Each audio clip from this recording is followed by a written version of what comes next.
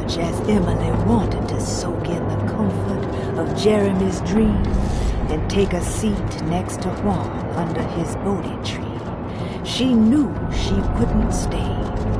She had to visit the library and find information about Jeremy and his first meeting with the Dark Man.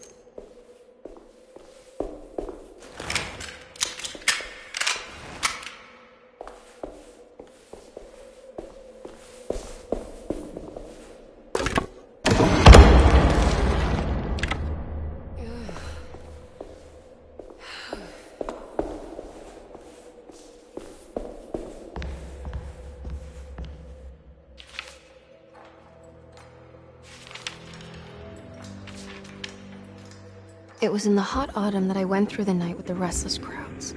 He was a kind of itinerant showman who held forth in public halls and aroused widespread fear. The New Orleans address of the event is lost, but I remember distinctly the Prext Shipping Company pressing their contribution. Emily! Please,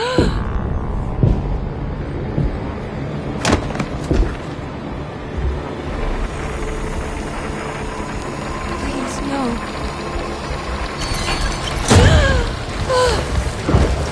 I hope you found what you were looking for, Emily. I fear there is no going back. He's in my head, Juan. His breath replacing mine. You should not have come, Emily.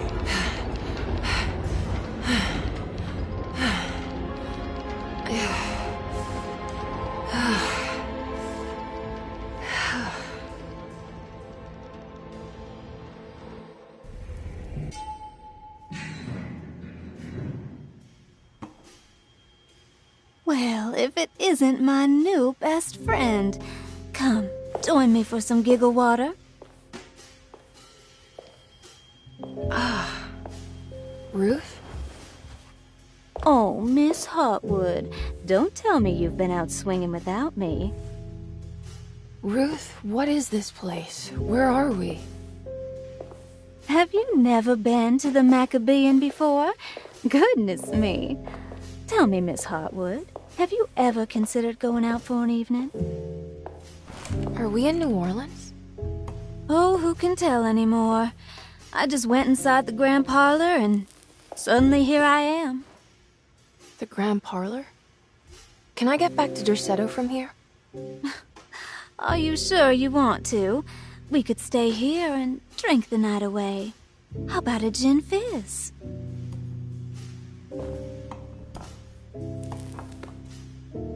If this is New Orleans, maybe I should go further. Find that magic show the book was talking about. But there was no address, just Prext Shipping Company. Oh, is this about where Jeremy met the Dark Man? How do you know about that? Jeremy talked a lot about the Dark Man. I always felt a bit envious. How so? If an all-powerful entity showed me any interest, I'd at least hear him out. I'm sure he has plenty to offer. I don't think you'd want that, Ruth. We're too sweet for such darkness. Oh, please. What kind of blue nose do you take me for? I relish the darkness. I think it suits me.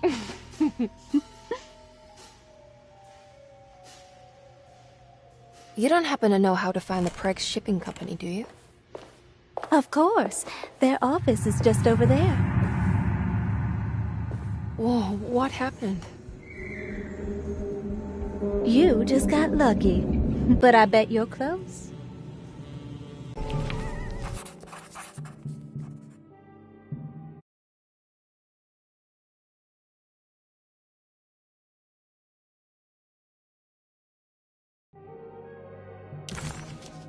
Showman who held forth in public halls and aroused wide. It was the sort of thrills my father sought out, especially if there was a promise of electrical trickery. The Nolan's address of the event is lost, but I remember distinctly the Prext Shipping. Prext Shipping Company. According to the book in the Great Library, they assisted a showman performing somewhere in New Orleans. It's somehow connected to Jeremy's introduction to the Dark Man. I'm sure I can find the address inside.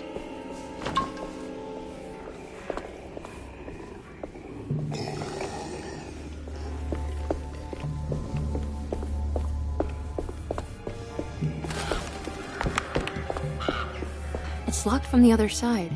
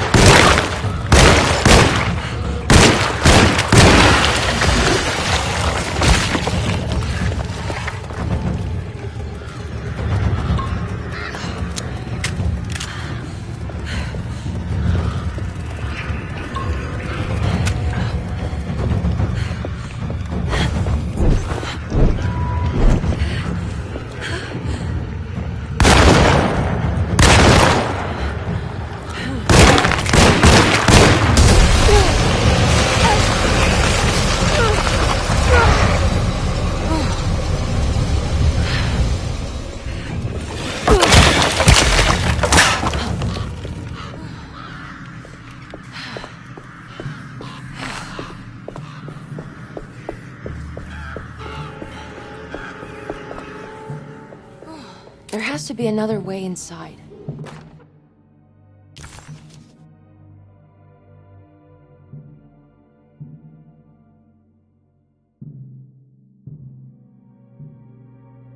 There's a way through the sewers.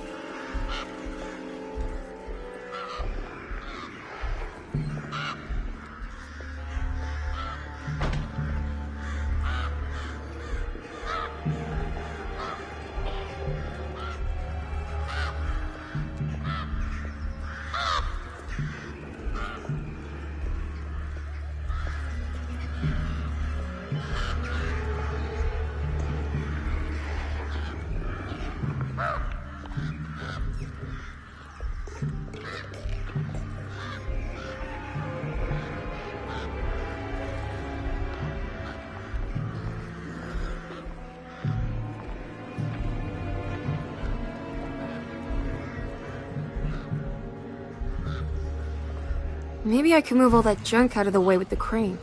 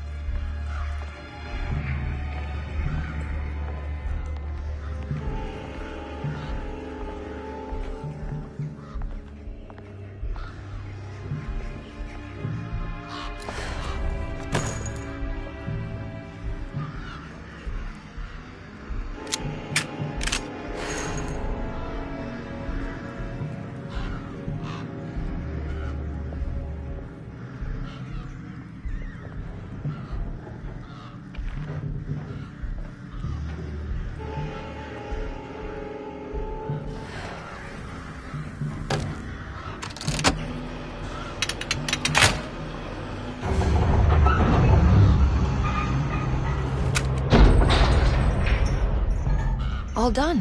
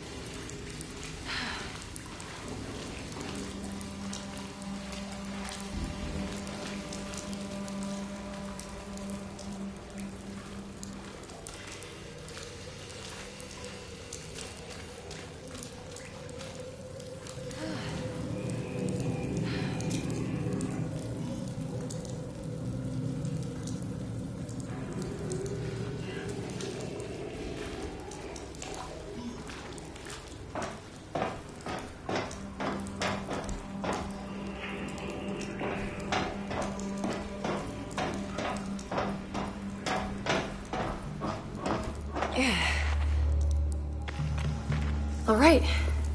I made it inside the warehouse. Now let's find that address.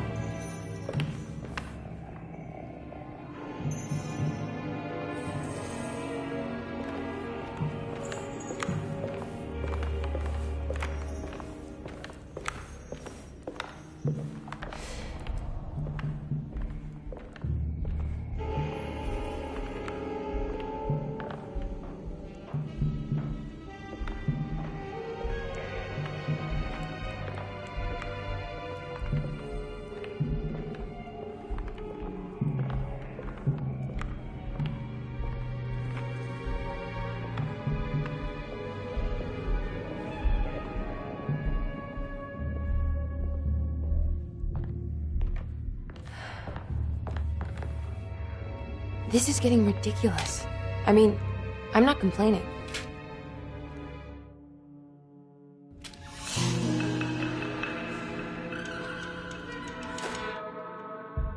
Our ship was raided while in dock.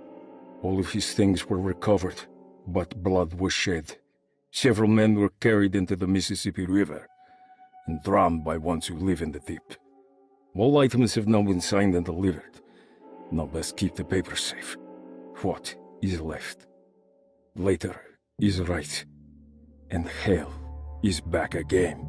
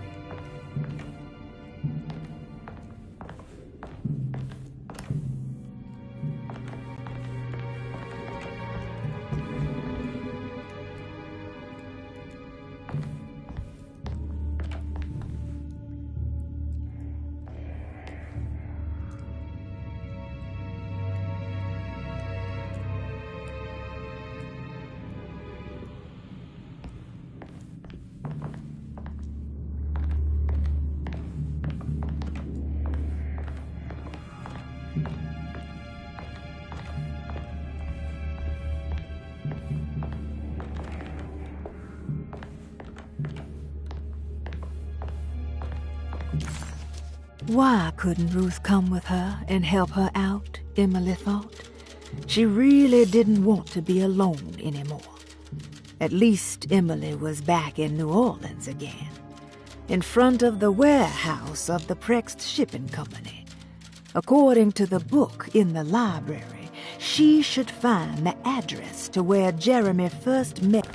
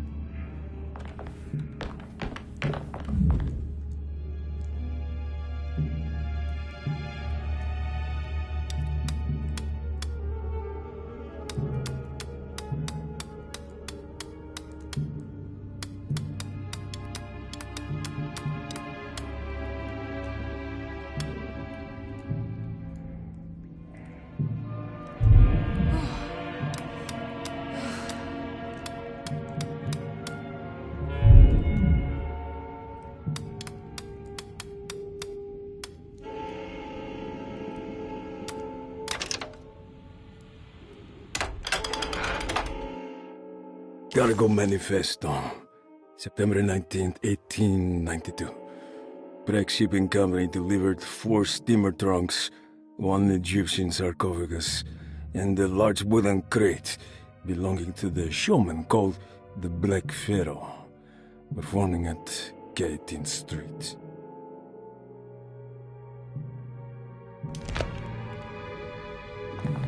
This is it. The address to the theater where Jeremy first met the Dark Man.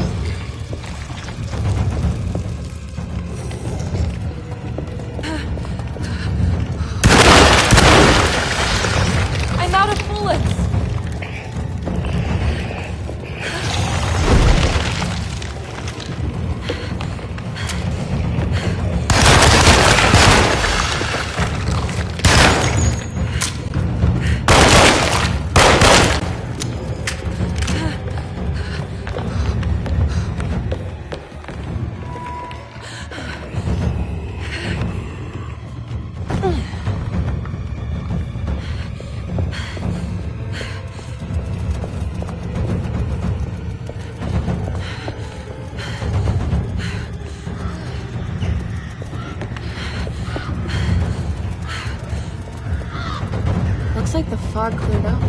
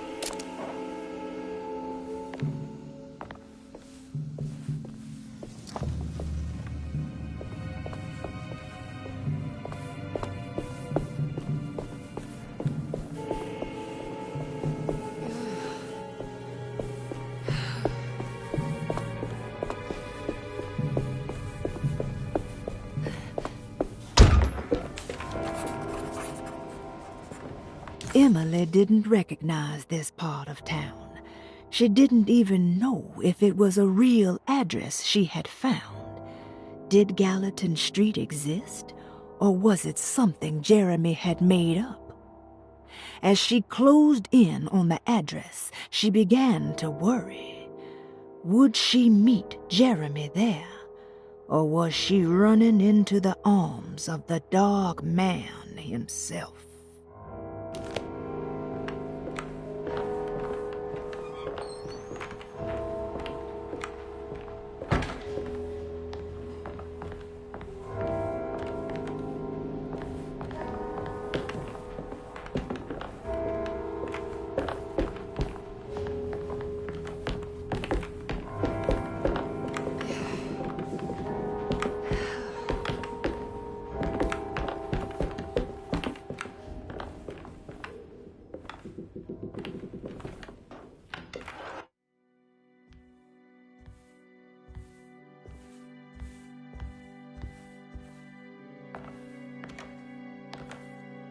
You shouldn't have come. Don't say that. You needed my help. All I wanted was to keep people away from Desetto. Especially you, Emily. You're the only one in the family who forgave me for choosing old age over death. Father still cares for you. He is paying for your treatment at Desetto. To get rid of me! That's the only reason anyone's at Desetto. Someone in the family thought you were becoming an embarrassment. Help me get you out of this mess, Jeremy. I want to take you away. Your father would send me right back. What if I take you up north, to Kingsport? I know Mother still has family up there. I've been thinking about going for a while now. I haven't been to Massachusetts in years. I still paint from memory, you know. That old lighthouse makes for a great motif.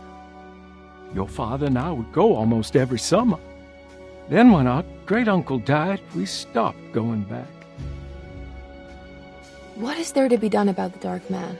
He's the one holding you back, right? You feel like you can't leave without paying your debt to him. The Dark Man has been with me since I was 12 years old. He was standing right on that stage right over there. For a brief moment, his gaze held mine. And that was it. I recognized him for what he was. The Heartwood curse embodied in flesh. I thought it was my turn. But I was only there to be mocked. Instead, his attention moved on to my father sitting next to me. I turned to him and saw his face. whitest shade of pale I've ever seen. He bit off his tongue that night and suffocated. What can be done, Jeremy? Please.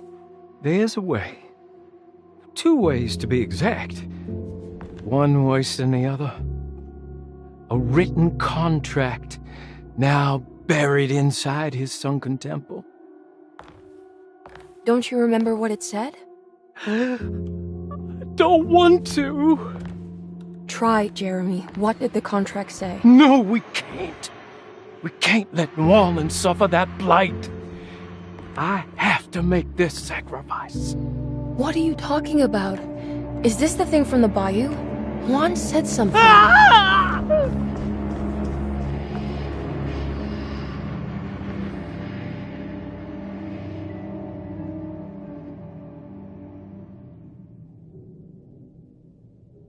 Okay, so there is a way to break the pact, at least. Hidden somewhere inside the Dark Man's temple. I just need to find it, somehow.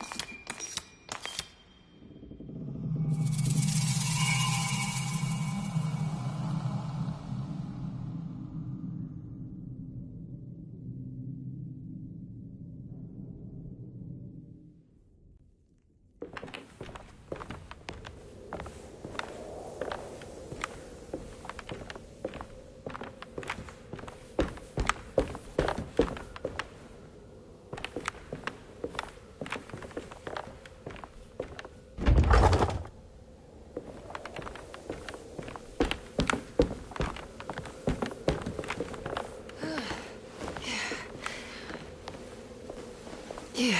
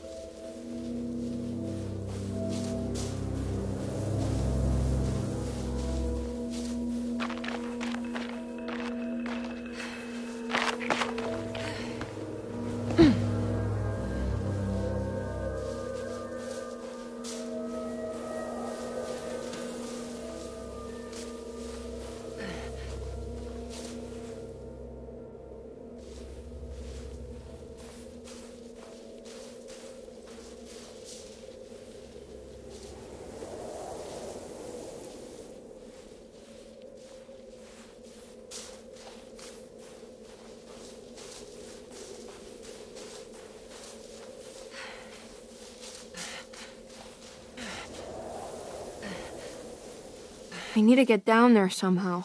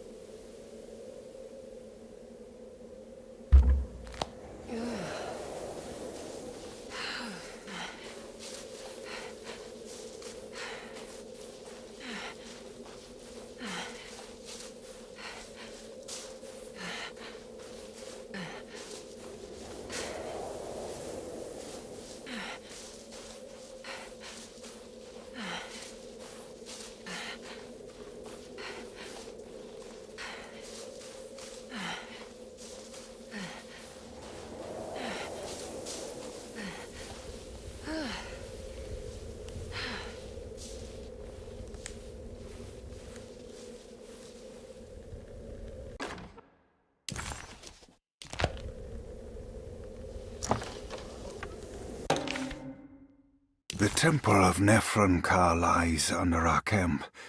Despite all efforts, that unholy site did not collapse, but sink beneath the sand.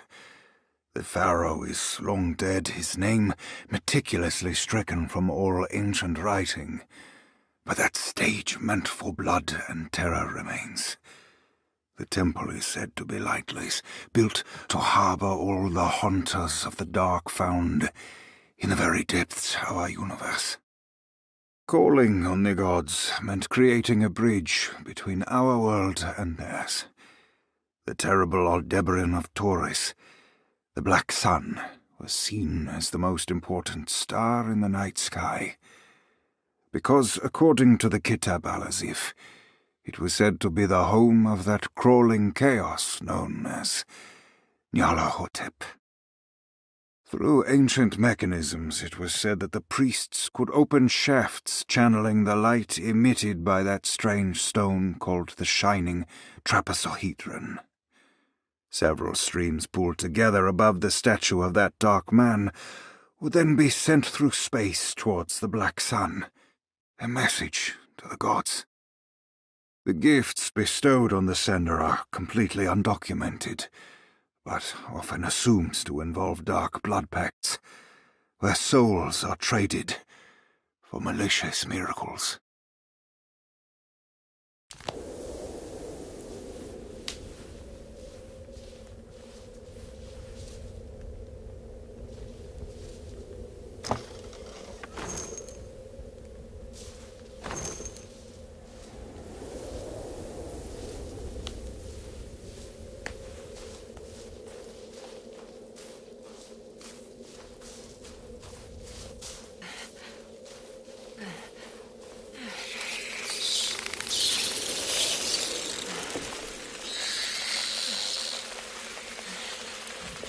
Okay, you can do this, Emily.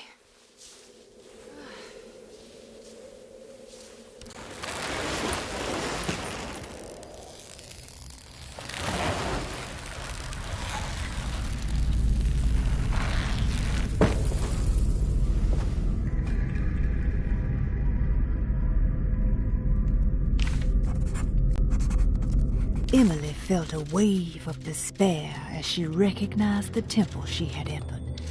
It was where all her dreams eventually led her. Like roads to Rome, her darkest thoughts always brought her here. Was the dark man behind all of her family's suffering? Was it the same creature wearing 1,000 masks? Finally, feeling her own sanity slipping away, Emily steeled herself and set off in a hurry to find Jeremy's contract with the Dark Man, so she could leave this cursed place.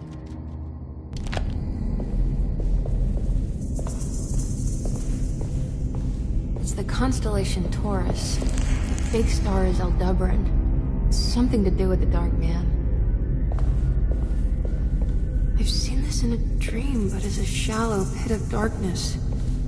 This is definitely where the contract is hidden, but how do I get to it?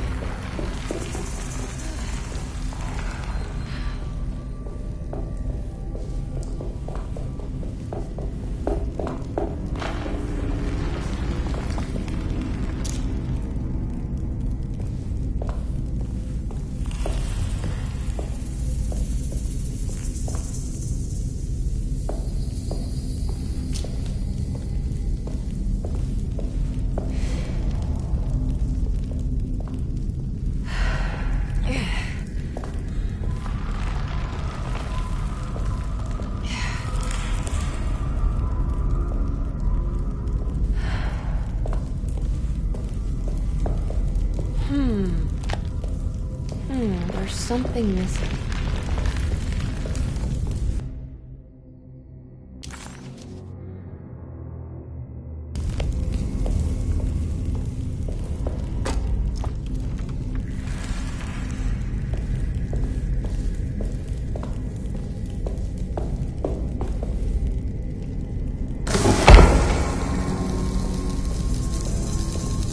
I think this one moves.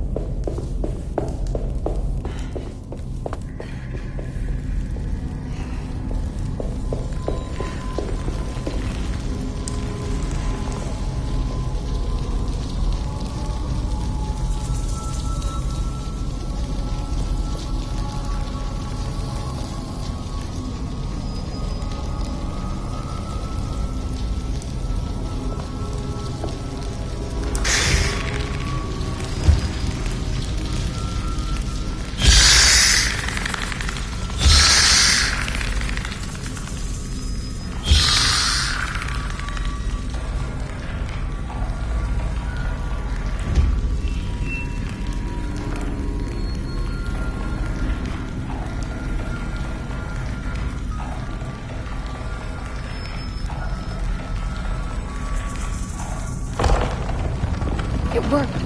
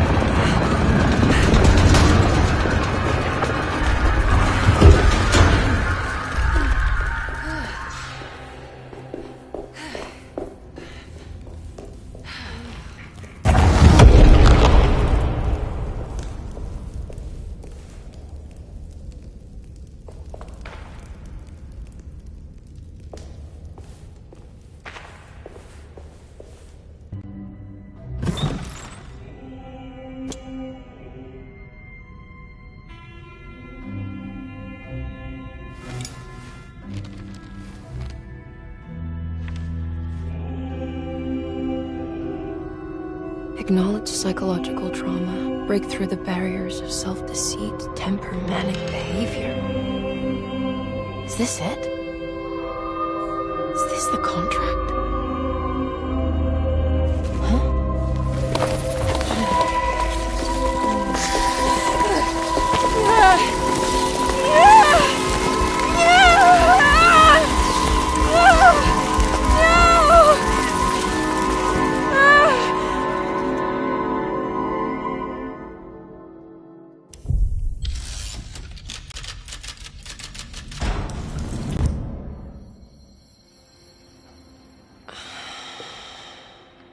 Oh, Jeremy. How much pain and suffering you could have prevented. Emily? What are you doing? Detective, how is your investigation going? Well, I still have no clue where Jeremy is, but I think I know why he's hiding. This place is full of lunatics planning to perform some kind of ritual tonight. Well, that sounds ridiculous. Or rather would have just a day ago. It gets worse. I have reason to believe they killed anyone who didn't want to go along with the plan. Detective, have you encountered any monsters tonight? I just told you, I think they killed people. Beauregard, the author, Perosi, the singer, Mr. Waits, the clerk, Mr. Chance, the gardener, they're all missing. No, I mean, have you fired your gun tonight? Of course not. They wouldn't just kill outsiders like that.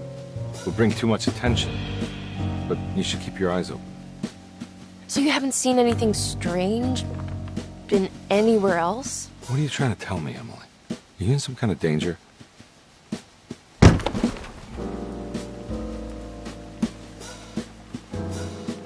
Let me drive you back to New Orleans. I think I have enough. You know, at least get the police to take a look at this case. No, I'm fine. Thank you, Detective. I'll find your uncle, Miss Harwood. Just stay out of trouble.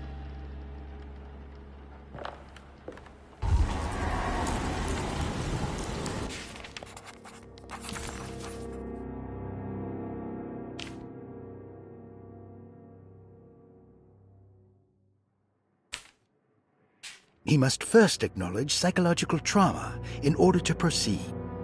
The lying must stop, so we can break through the barriers of self-deceit. Finally, temper manic behavior. Medicine has failed me. Nothing can be done to dispel the hardwood curse. Only the sacrificial dagger may release the despair from Jacob's eye. Yet, doing so would be the doom of Derceto. Let this curse of mine be a weapon for once.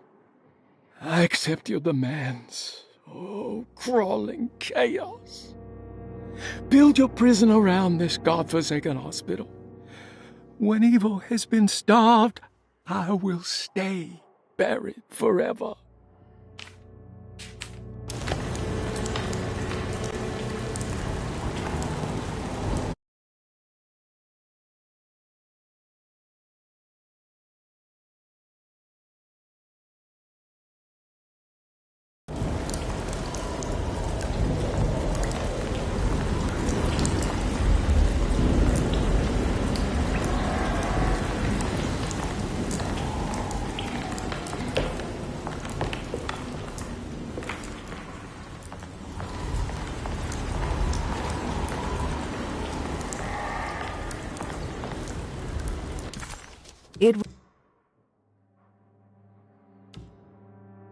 It was almost night when Emily found herself back at Derceto.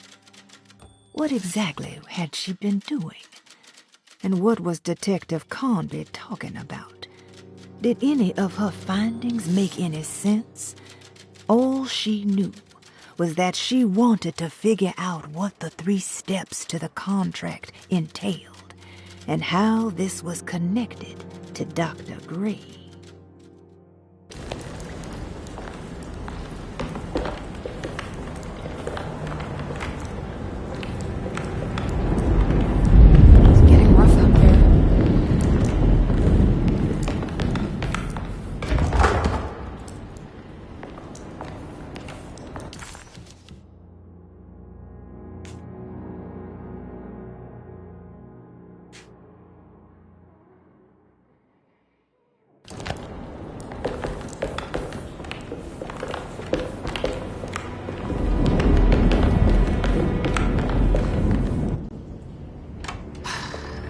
could just get rid of Jeremy, everything would go back to normal.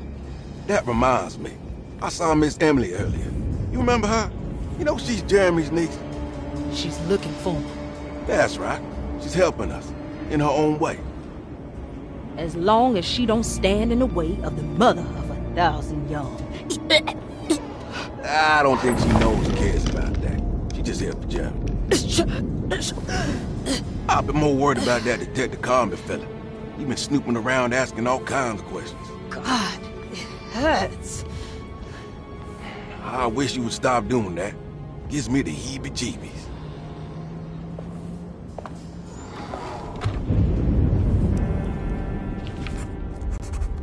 The orderlies, Baptiste and Lottie, were back at Derceto as well, like pieces of Emily's past haunting her. She couldn't figure out if they were on her side or not, and what was Lottie suffering from?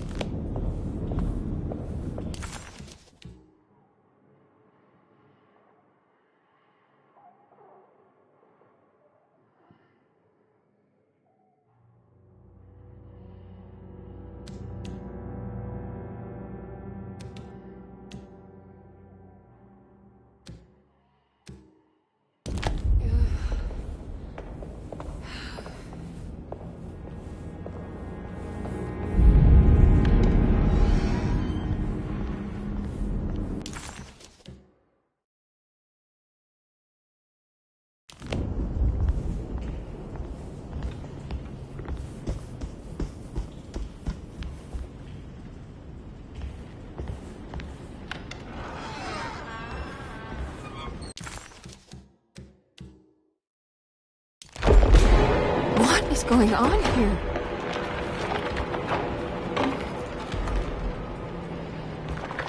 It's blocked.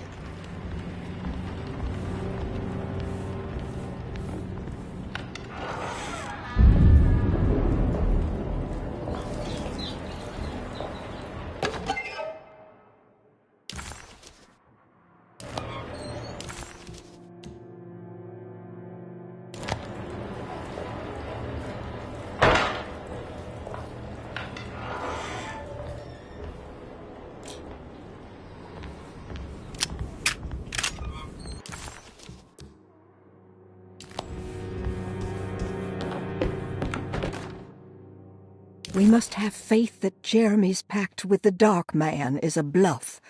If we are lucky, our visitors will find him and prove it's all nonsense before night falls.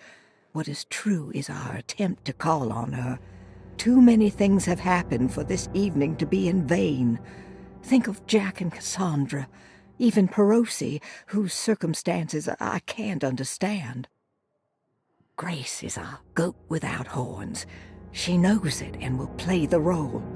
You must talk to your brother, Baptiste. I worry that he will fail us. Mrs. Thompson.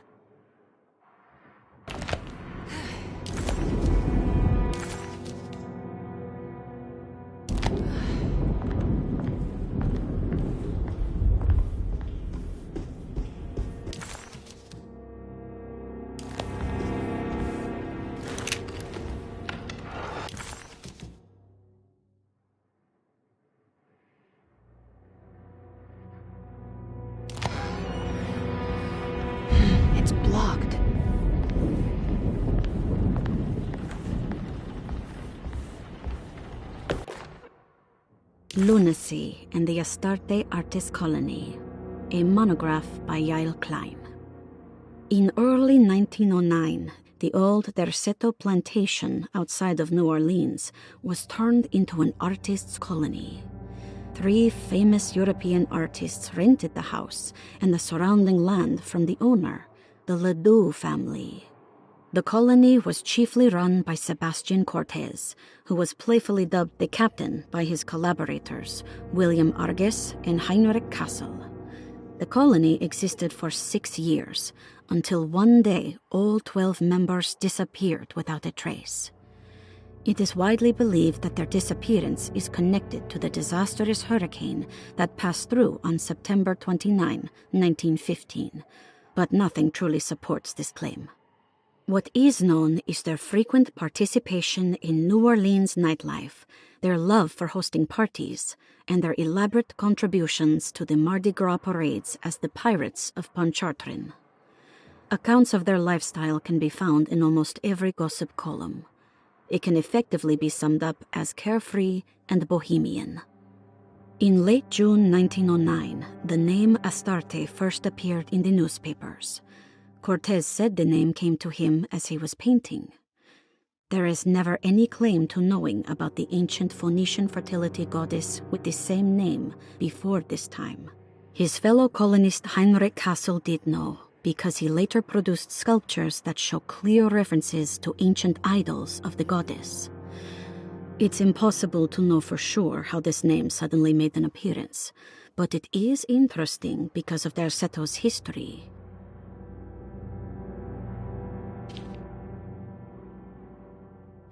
Even the name Derceto is the Greek name of a Syrian fertility goddess.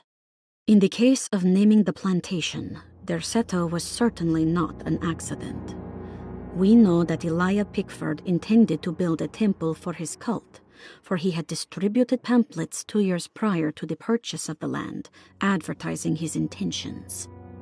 His followers were estimated to be almost 100 men and women, mostly sailors, Maroons, and Cajuns, when the plantation was built.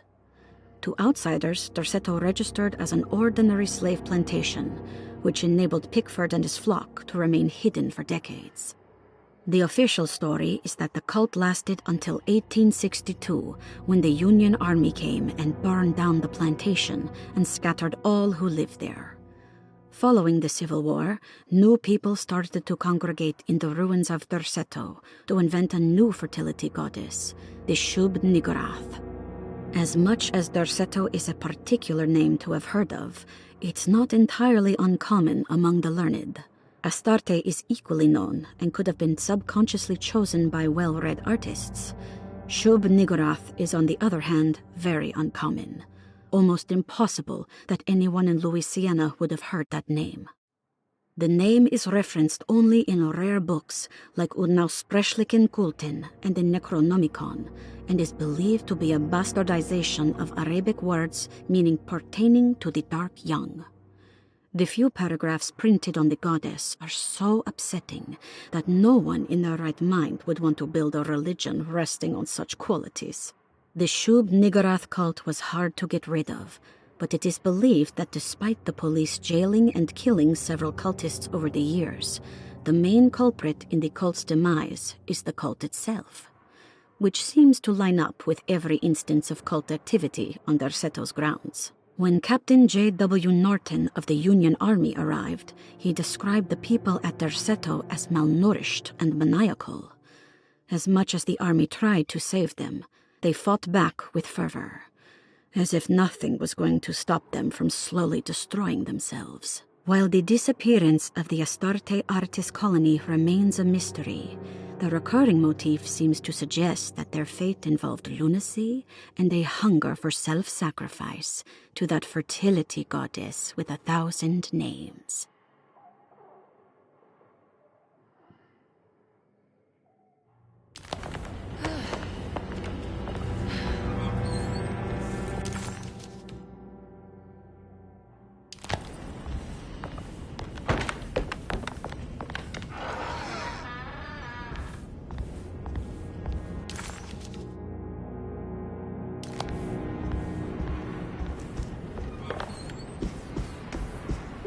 there's no evidence.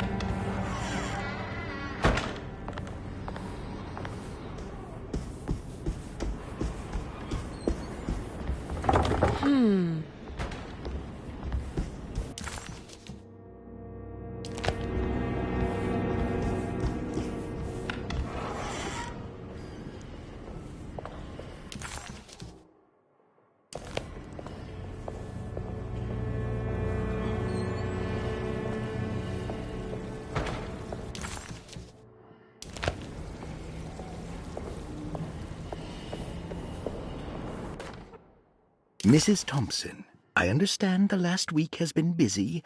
Under these circumstances, I find it important to remind you that Rossetto's concerns are not a public matter, nor is it something that should upset you. Please continue your excellent work, and don't spend a thought on the death of Perosi, or, more importantly, the suicide of Cassandra Beauregard.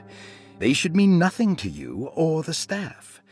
I rely on your loyalty, and trust that your close kinship with the Tabois siblings will keep Dersetto's secrets hidden. Dr. Gray.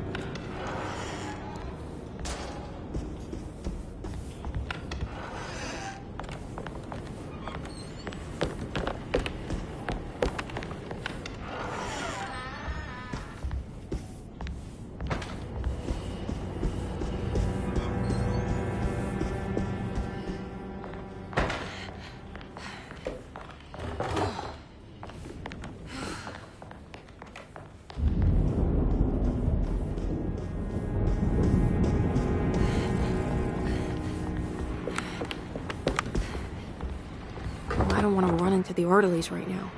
I should find another way.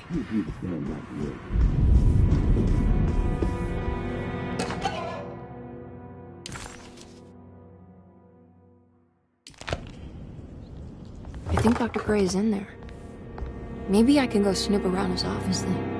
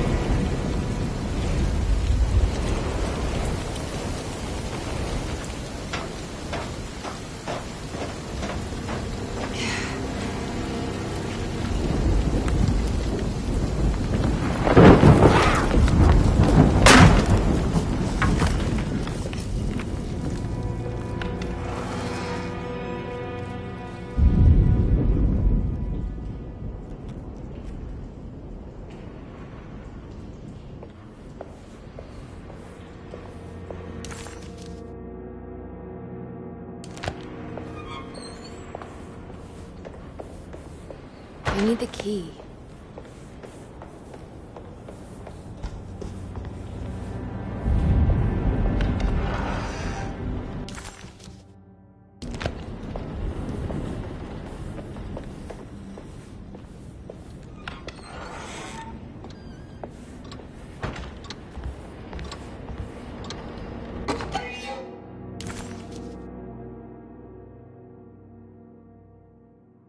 What a terrible thing to recognize that your betterment was an illusion. That you are so infatuated by the virtue of struggling that despite all your hard work, you made no real efforts to ever become well. Or that the treatment becomes such an obsession that instead of letting your wounds heal over time, you tear at the flesh in the hope that it will heal better and faster. If only it would bleed in the way you wanted. Do we ever become well? What do you think, Dr. Gray?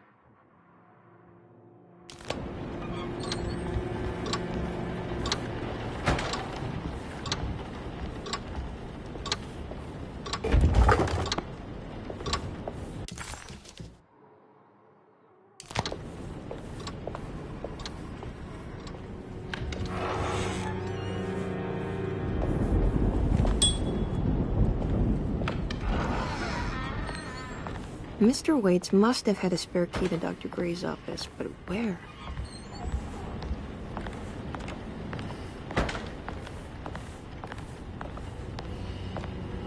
I don't know the combination. Wait, maybe I do.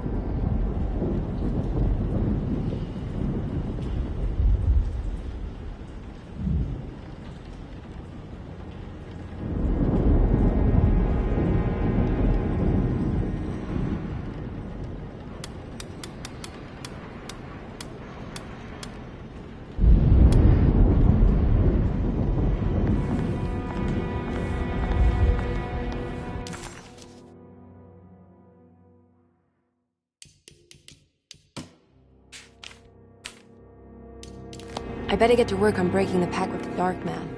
It's the only way to save Jeremy. Good thing I still have the talisman. I have a feeling I'm gonna need it.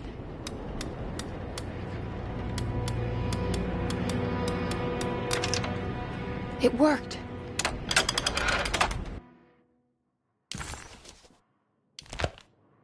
The last guest in the empty room suffered from severe maladaptation. I must write this down, because if I understand the condition sufficiently, it could make me deny this fact at a later date, and there is reason for me to think I may come to suffer the consequences from this dysfunction, as some who came in contact with the guest seemed to adopt a new worldview, in which everything was predetermined but broken. Upon accepting this worldview, some memories became unmanageable, and later rejected. I do not know what this means. I cannot even remember the fate of the guest. I think they were simply misplaced one day and forgotten.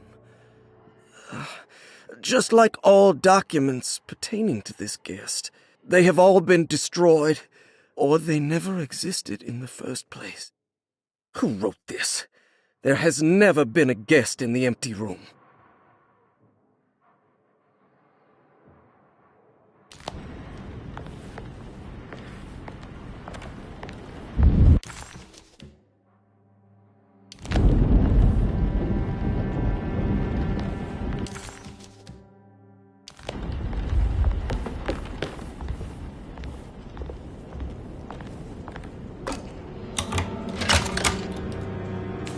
Emily felt lost as she entered the office of Dr. Gray, much like she had the last time she was here.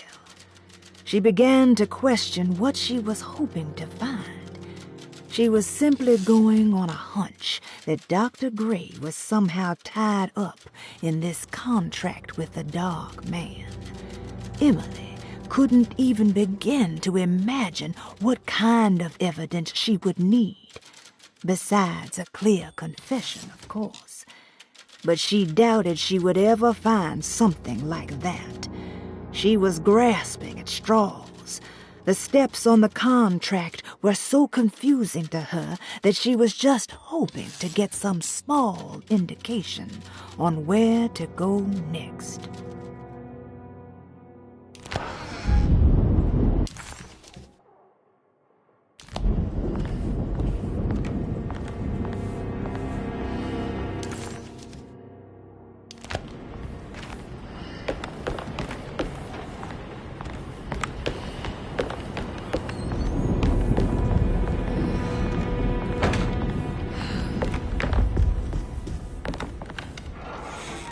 Here we are, Dr. Gray's office. Now let's see if we can find some answers. I have finished tidying up Miss Beauregard's belongings. I will leave it to you to contact her agent and have them collect her things. I found one of Grace's drawings she might want back, along with this key in her room, which I believe you've been looking for, Mrs. Thompson.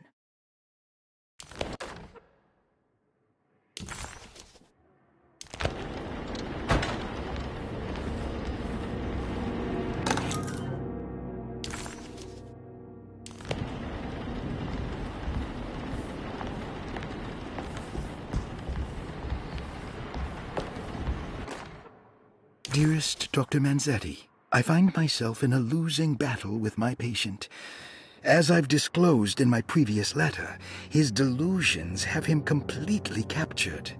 It's bad enough that he is torturing himself with paranoia, but his madness turns out to be quite persuasive to others, effectively laying the ground for mass delusion. I am writing to you in hope that you can give me some guidance. Beyond my ambition to avoid devastating surgery on my patient, I have grown worried about my own defenses. The words of my patient are deranged, yet they often resonate with something primitive within me. I have tried photographing his brain with X-rays. It was surprisingly difficult to get good results. Dark blotches on the plates kept obscuring all details. My patient looked at the bad plates and cried out in terror, telling me the dark areas was the shadow of the worm eating him from inside. I could not see anything out of the ordinary. I hope this is a sign that my mind is not as receptive to the madness as I had feared. After further inquiry, my patient described the shadows inside his mind as some kind of chthonic monstrosity that wants to undermine his sanctuary. This is clearly a reference to a place he calls Teroea, a sort of library or convent that works as a psychological haven. With this imaginary haven threatened by this Chthonian, he has now constructed another, less pleasant hiding spot. Lately, he has been bringing up a metaphor of a steamboat that has run aground, that he feels like he needs to start the engines and reverse, but he is afraid that the hole in the hull would cause the whole ship to sink. I've been watching him turn this metaphor into reality for the last week. He knows it's made up, but he is doubling down, trying to make it a real memory. I feel certain that this is my chance to break through the barriers of his self-deceit.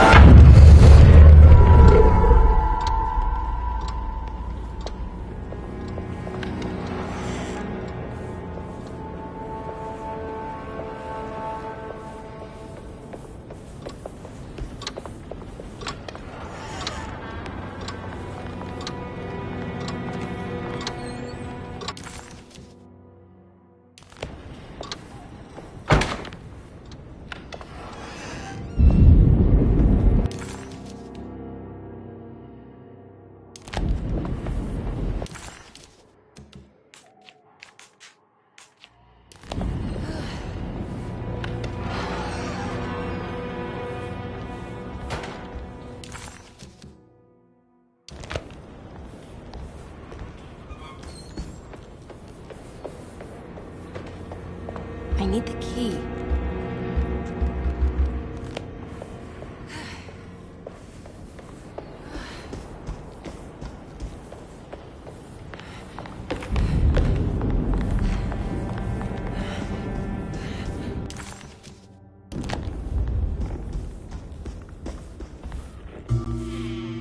Hey, little lady, how's your evening been going?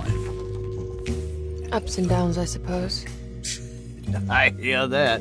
We all live in the life of an elevator operator. Are you alright, sweetie? Do you want to see my mask, miss? I'm making it for St. John's.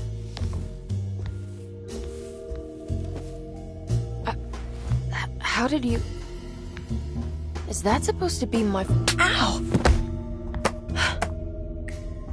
You should learn your place, little girl. Why are you acting this way? What did I ever do to you?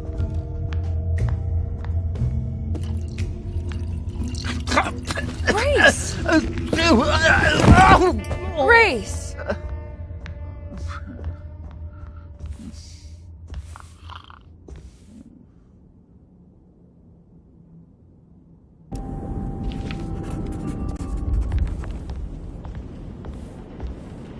The mask had reminded Emily of her father.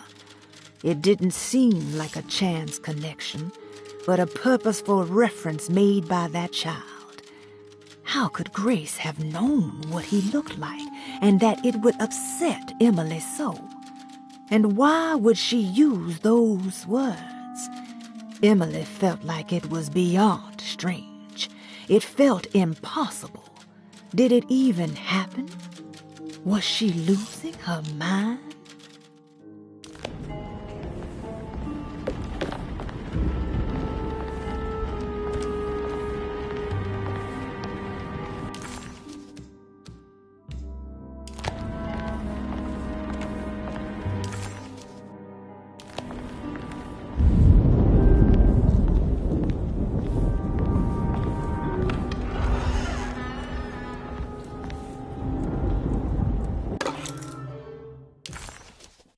I'll just borrow these.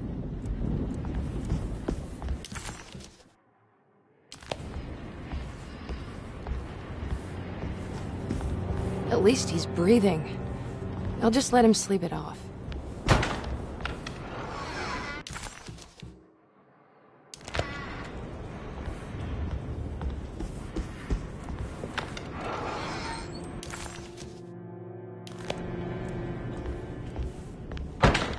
There's something missing.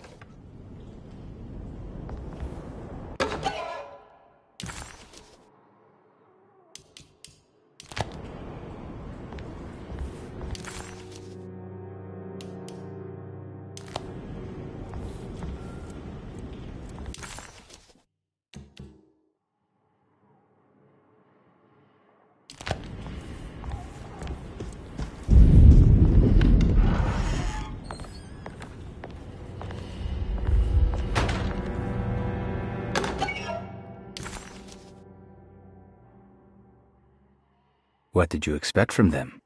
You created too much. There wasn't any room to breathe. Your reification rendered all possible worlds void. You took everything they could imagine and constrained it into something that you didn't even care about. Or maybe you did.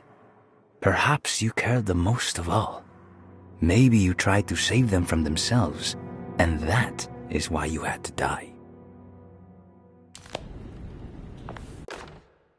Jeremy knew that the only one who could help him now was the guest in room number 3. The room seemed to have been empty for so long. But that wasn't allowed to be true. The story needed to be different.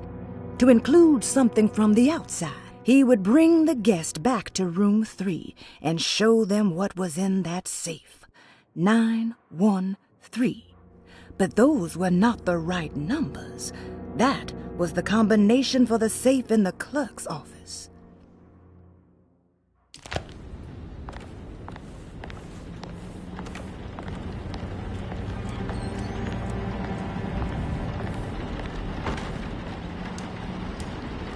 I'm not sure I have everything I need.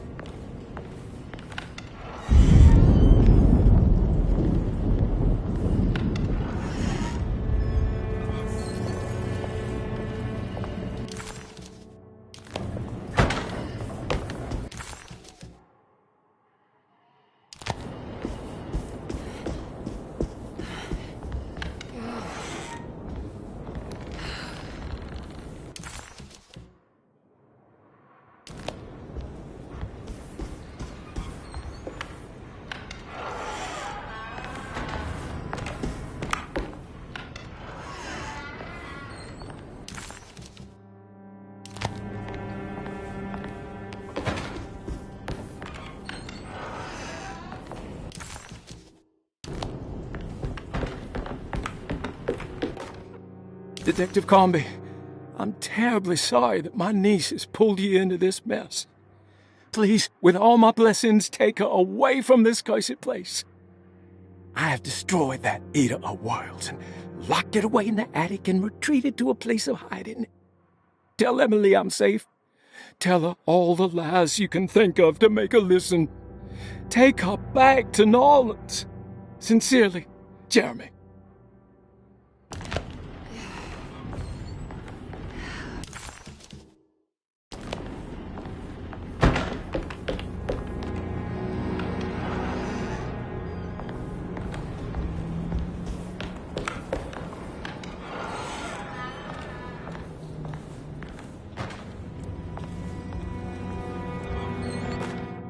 Brother, I need you to trust me.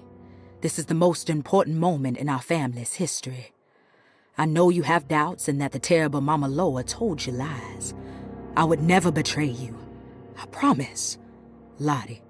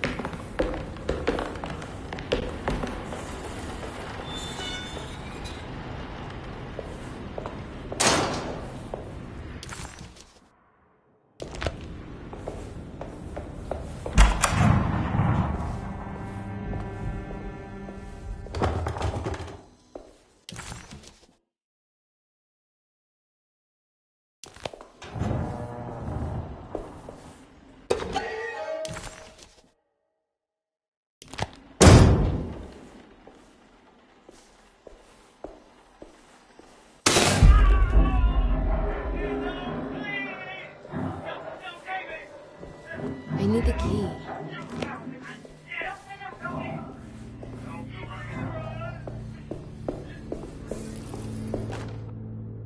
Radiography. Patient Jeremy Hartwood. Date June 14, 1930. Plates. Jeremy's skull proved difficult to capture properly. Partial radiographs worked best. A complete picture of the brain can be assembled by piecing 3 plates together. Observations. Even when looking at an assembled version, a shadow covers significant parts of Jeremy's brain. Possible tumor, but more likely that the equipment is failing. Jeremy reacted strongly to the pictures and claimed to see a giant clay worm eating and displacing his memories. Notes.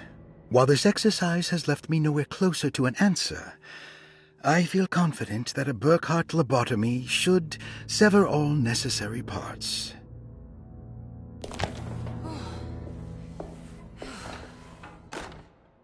Hypothetical psychosurgery based on the ideas by Burkhardt and the St. Petersburg research could end up saving Jeremy's mind. Severing the connections around the frontal lobe would certainly solve most mental afflictions. The procedure would be brutal in performance, as well as in efficiency. An ice pick pushed through the edge of the eye and into the skull would untether the nerves like Alexander cutting the Gordian knot. As this would likely leave Jeremy in a very different condition, all other paths should first be explored. The medical instrument I would need for this lobotomy is missing, and I should have Waits order a new one.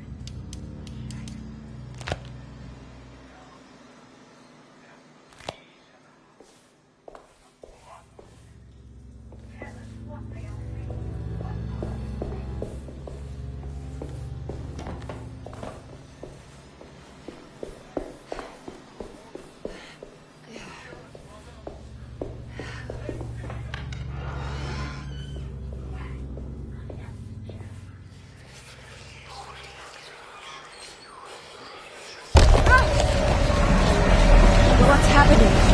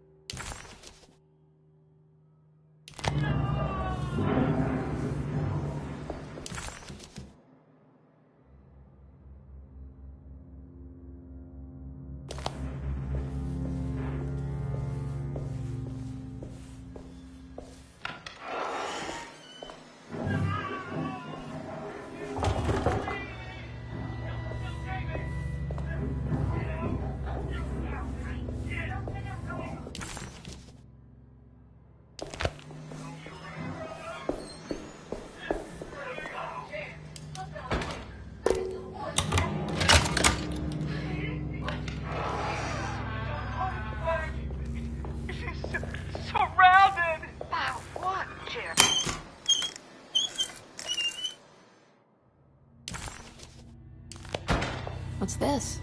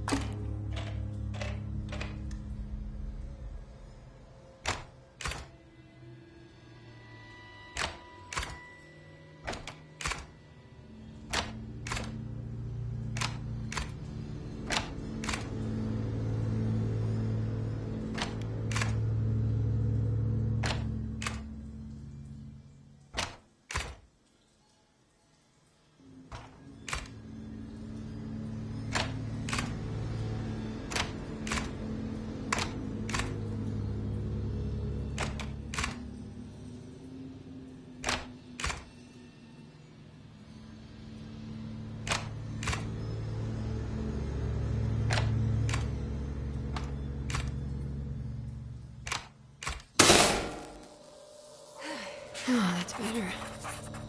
Dr. Gray seemed to put a lot of effort into understanding and treating Jeremy. Did he find anything useful? Or was it all for show? An excuse to torture him? No matter what, Emily thought, maybe she could follow his work to some conclusion about the steps stipulated in the contract.